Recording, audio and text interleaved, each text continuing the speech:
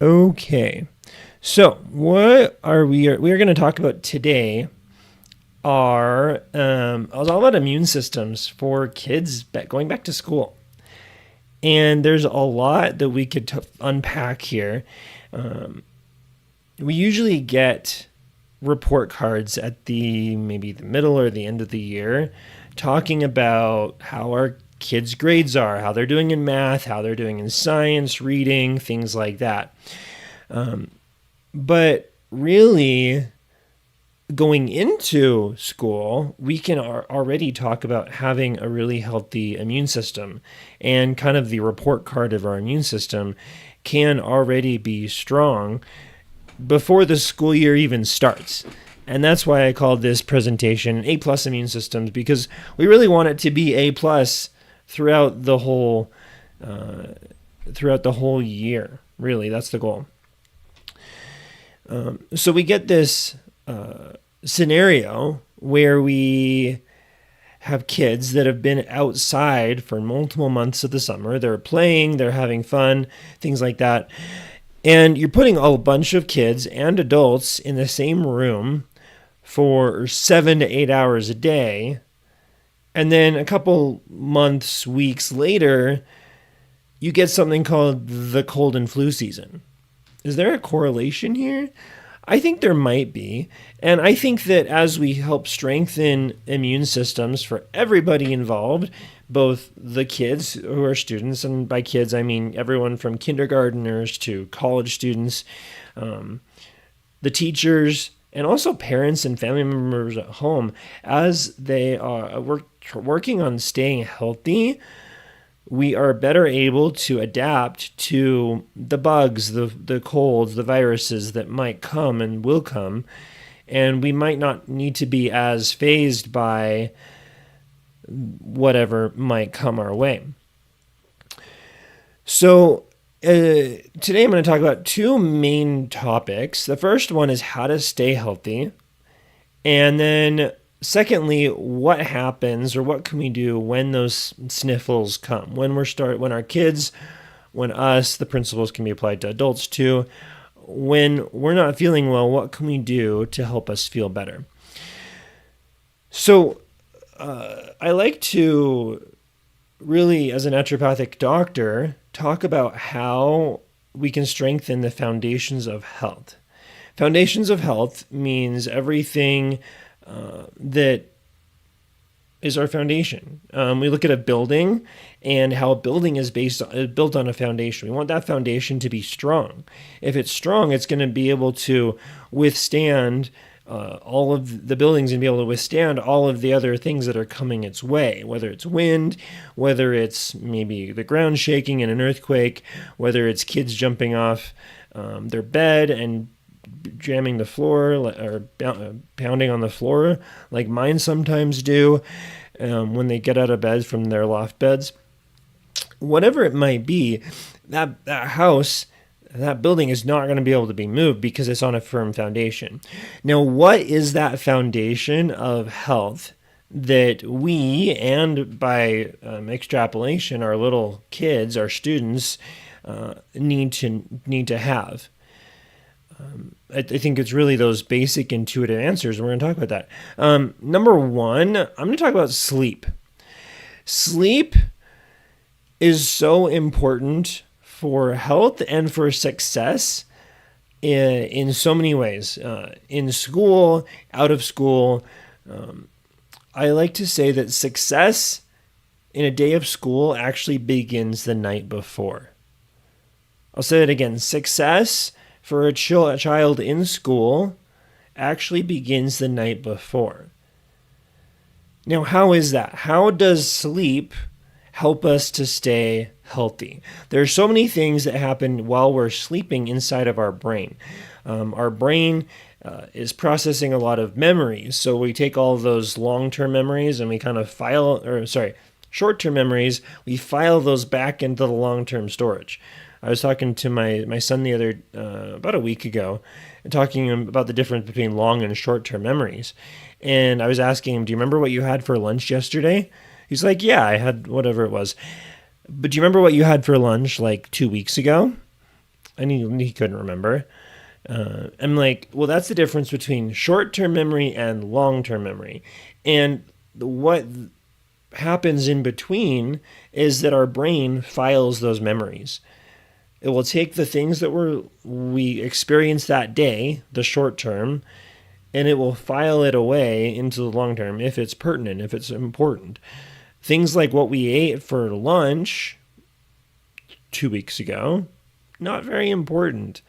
Things that we're learning in school that we really want to hang on to for that midterm or that final will probably be prioritized a little bit more because we're going to put a little more energy into making sure that it's filed correctly and better in the long-term memory, so to speak. A lot of that storage, that memory processing happens when we're sleeping. While we're sleeping also, there's a lot of things that our body does to strengthen our immune system. We have in our bodies a circadian rhythm, and that simply refers to the fact that we're awake for a certain period of time and we're sleeping for a period of time. And that's a cycle, that rhythm happens every 24 hours.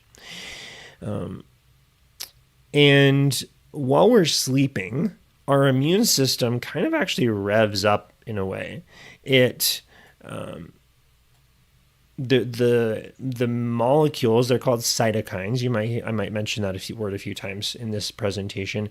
And those cytokines are the molecules in our body that help us respond to a foreign invader, a pathogen, or whatever it might be that could get us sick.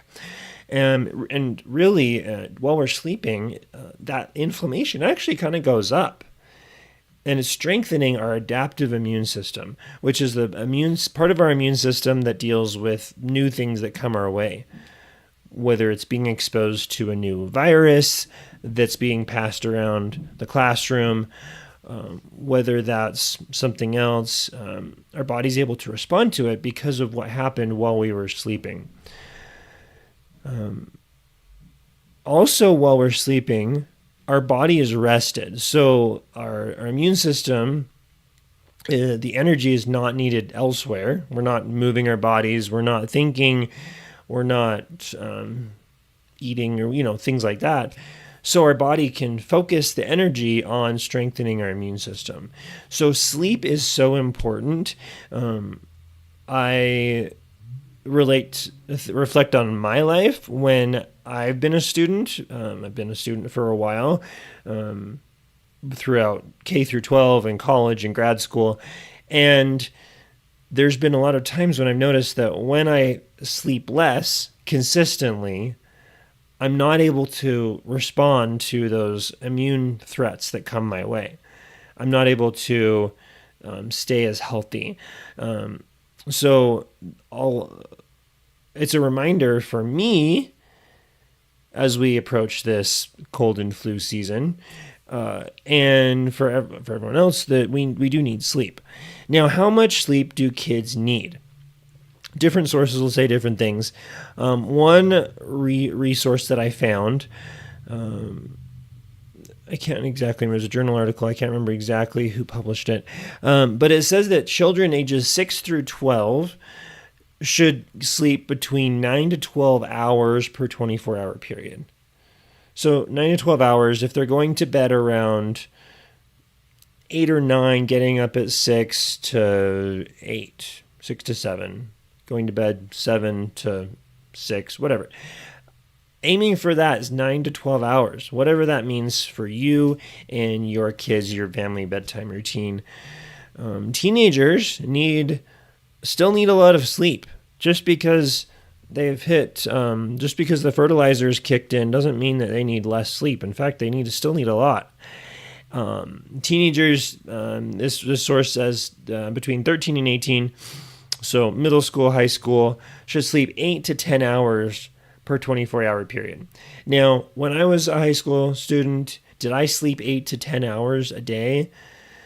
I don't think so, because I had homework.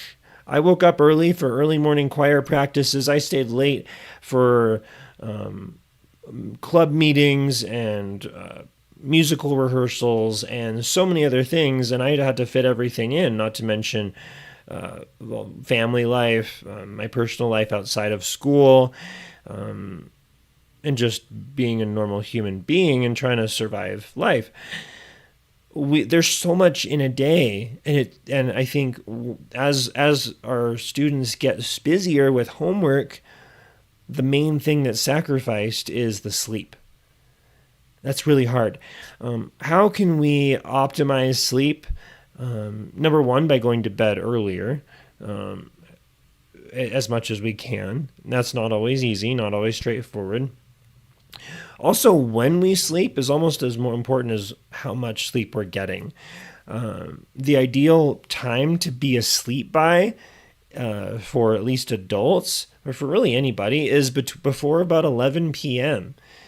There's different reasons why that is, but there's a lot of evidence, both anecdotal from my experience and also in literature, different traditions. It says that we need to be asleep by 10:30 ideally. And for kids, that's even earlier. So starting that bedtime routine, always thinking about that, structuring that into our day can really help. Also, when we're helping our kids fall asleep, keeping the room cool, keeping the room dark, all these sleep hygiene is the term that's used. Creating the optimal scenario for sleep. Dimming the lights throughout the house tells the kids' brain, oh, time to go to sleep now, time to go upstairs or go to bed, brush teeth, let's get settled down for the night. That is sleep. That is one of the key foundations of health that I talk about and help patients with as a naturopathic doctor. The next thing, foundation of health, is what we eat, the fuel for our body. What we eat for our body is going to be the fuel for our immune system as well. And our immune system can't function if we're not eating well. How can we eat well? Now, there's a lot of different things that we could talk about. This could be a whole presentation in of itself. And in fact, I've given some of those presentations on YouTube. I recorded and posted one called The Science of Eating. Talks a lot about mindful eating and about nutrition, things like that. I invite you to go check that out. I'll put the link in the description below after it's recorded. We need a good balance of micronutrients and macronutrients. Macronutrients are the carbohydrates, the fats, the proteins, things like that. Micronutrients are the vitamins, they're the minerals, they're the more granular breakdowns of carbohydrates like fibers and things like that. We need a good balance. Our kids need a good balance. And we want to try to help support that. There's a lot of things that create inflammation. Inflammation causes our body to become inflamed. That's what sickness is. Our body is responding through inflammation for an invader.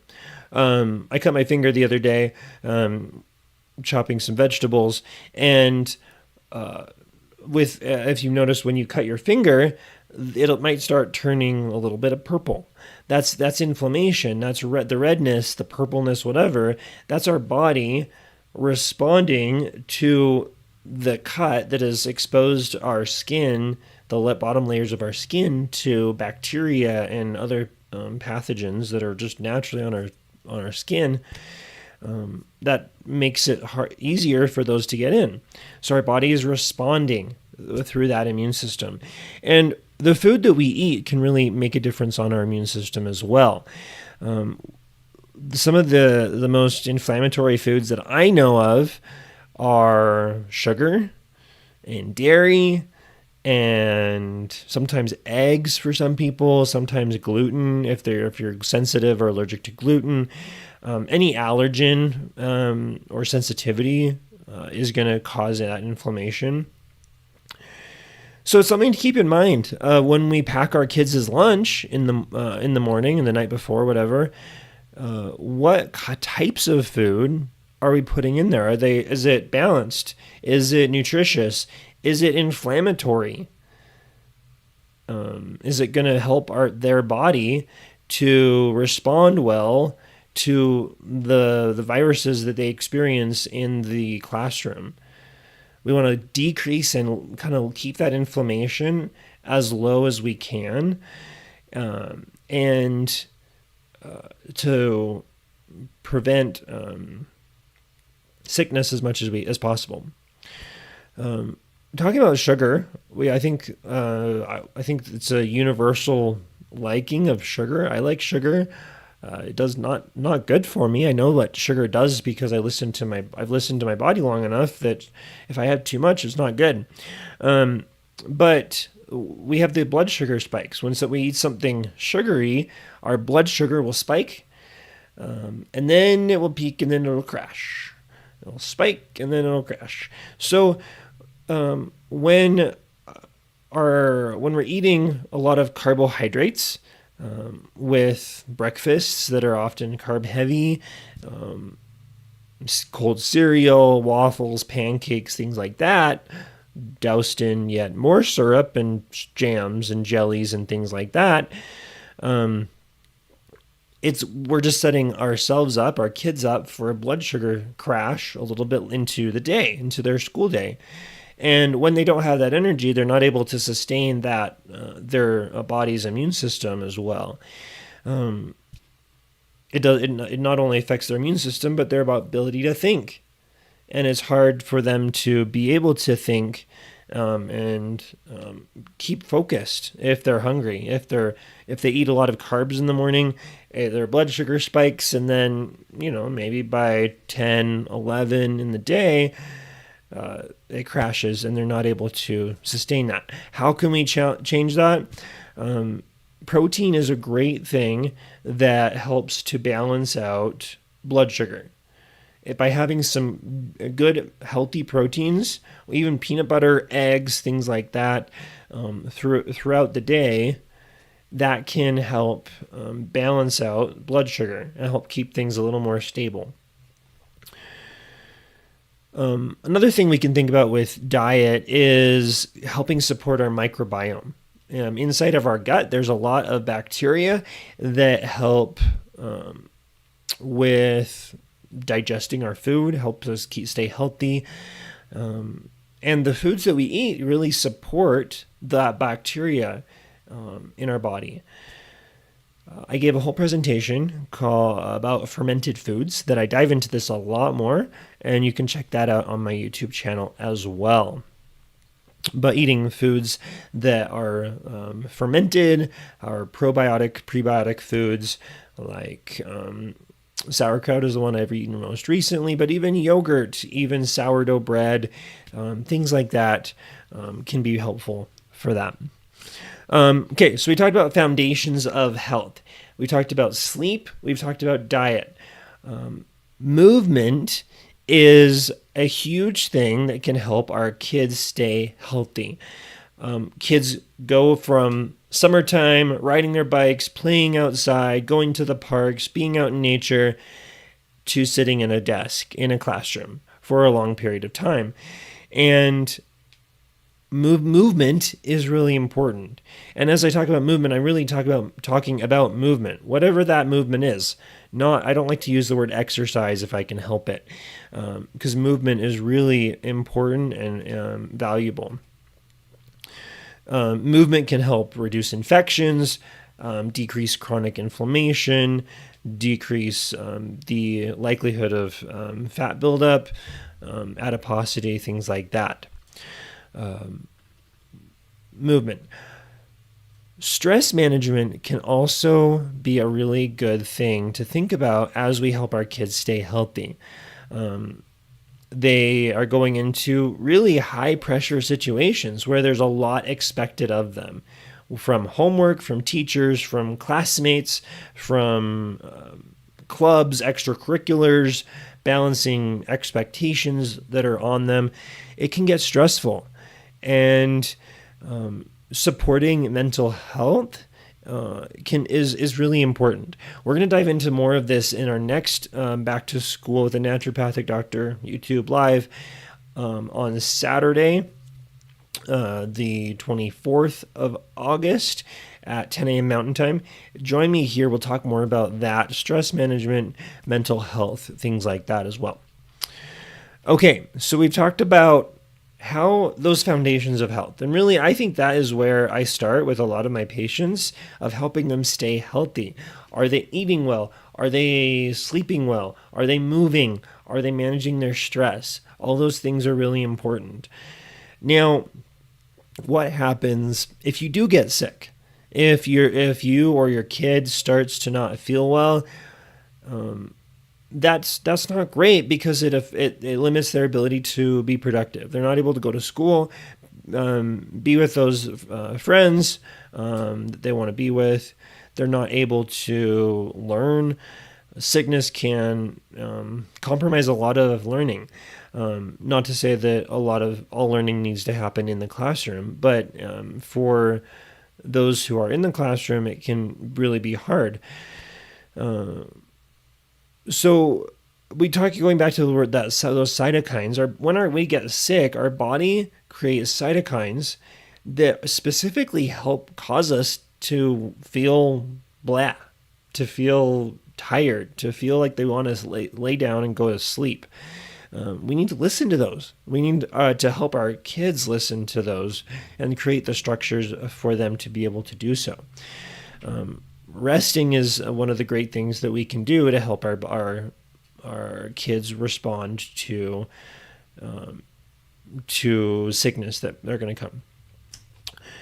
Now, there's a lot of other remedies that we can do. One of the things that I default to a lot is homeopathy. Homeopathy is using microdoses of certain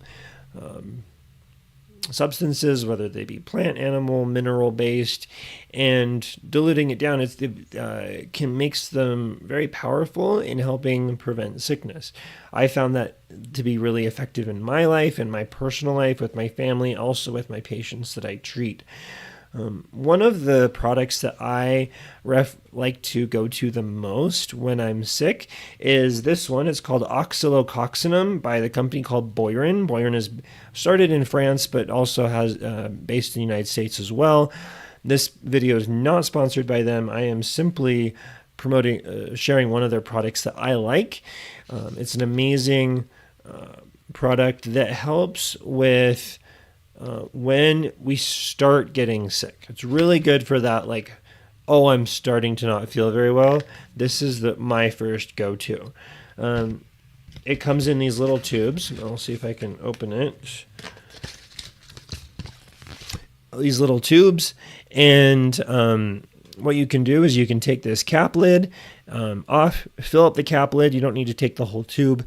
Fill up the cap lid, put it under your tongue, let it dissolve. It works really well. You can do this every 15 minutes to an hour. Do it frequently. It's not so much how much you take, but it's the frequency at which you take it. As I talk about this, of course, this is intended as educational, not as formal medical advice. And of course, if you or your kids are not feeling well and it lasts a long time, go see your doctor. If you're in Idaho or you're Montana and you want to come see me either in person or remotely, please do so. I'm happy to help with those acute sicknesses that come up. This is one of my go-tos, and I will have a link for this on how to get this on the description for the video. There's other remedies, there's other herbs, echinacea, elderberry, things like that, that really are really good for supporting the body's immune system. A lot of great things to think about.